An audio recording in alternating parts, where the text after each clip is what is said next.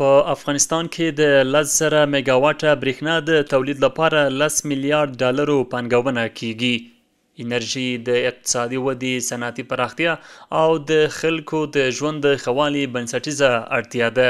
حکومت اوس هڅه کوي چې د کورنیو سرچینو پر بنسټ د انرژۍ پایدار نظام رامنځته کړي. د 10 میلیارډ امریکایي ډالرو په ارزښت د انرژۍ د پراختیا لپاره ستر تفاهم لیک د اسلامي امارت د اوبو او انرژۍ وزارت او د عزیزي شرکتونو ډلې ترمنځ لاسلیک شو. دغه تفاهم لیک چې د حکومت د رسنیو په مرکز کې لاسلیک شو د 10,000 میګاواټه برېښنا د تولید ظرفیت لري. د اوبو او انرژۍ سرپرست وزیر الحاج مولا عبداللطیف منصور دغه تفاهم لیک د انرژۍ د امنیت په لور یو مهم ګام وباله. نوموړي ټینګار وکړ چې اسلامي امارت د هیواد د آبادۍ لپاره په صادقانه ډول کار کوي او د خصوصي پانګوالو لپاره یې لازمه زمینه برابره کړې ده. په دې هکله باندې 4 کاله کېږي د افغانستان اسلامي امارت چې دلته اقتدار ته رسېدلی ده. یوغو په مختلفو بخشو کې هڅې کړي دي او سرمایه ګزاران را دعوت کړي دي، خپله بودیجې اختصاص کړي دي. لله الحمد هغه ضربتې ادارې قرار نه دي کېنستلي او د خپل توان او د وس مطابق موږ هلې ځلې کړي دي.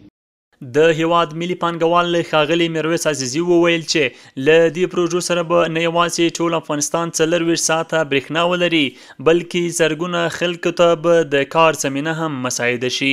نوموړي زیاته کړه چې دا پروژه به د داخلي عوایدو د لوړوالي، د کرنې د صنعت د ودې او د انرژۍ په برخه کې د هیواد پر ځان بسیاینې مثبت اغیز ولري. انرژي او برق هغه اساسي شی ده چې وطن په پښو دروي. خو زمونږ کوم پروګرام چې ده هغه دا ده چې دا ملک ډېر اشد ضرورت حد اقل 10,000 میګاواټ برق ته لري چې 4,000 میګاواټه باندې سر تر سر افغانستان 4 ساعته روښانه کیږي او هیڅ چاته به نه د دولت لاس اوږدي او نه به دا ځوانان چې یو غټه انرژي دي او غټ یو هغه د څه یو غټه سرمایه د دې وطن ده، نه به په دې ملک نه په هغه ملک کې کار ته ضرورت ولري چې لاړ شي.